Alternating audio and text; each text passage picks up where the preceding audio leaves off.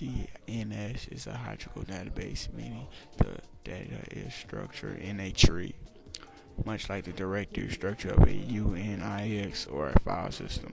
The root domain is at the top, and various subdomains branch out from the root. On the internet, for example, the first branches coming out of the root are the top level domains such as .com. Under each of these top level domains are more branches containing other domains such as Skull.com, AOL.com, and Microsoft.com. Under the .com domain are Stanford.edu and USC.edu. Under the edu domain, each of these domains may in turn their own subdomains such as engineering.com and sales.com under the cisco.com domain. One of the greatest things about the internet is that nobody really owns it. It is a global connection of networks that are connected together in the world. The central database is copied to the top level domain TLD server around the world and creates the primary routing tables used by every computer that is connected to the internet.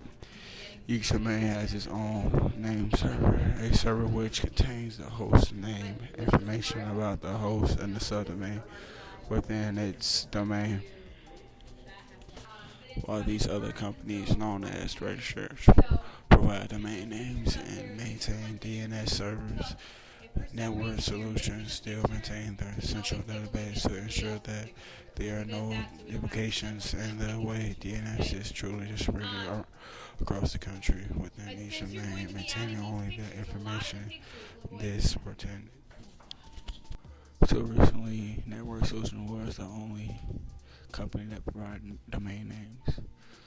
However, to ensure that Network Solutions did not become a monopoly, the U.S. government decided to have Network Solutions were the only companies that provided domain names. However, to ensure that Network Solutions did not become a monopoly, the U.S. government decided that other companies should also allow to sell domain names. A glue record is a record used to glue the DNS tree together.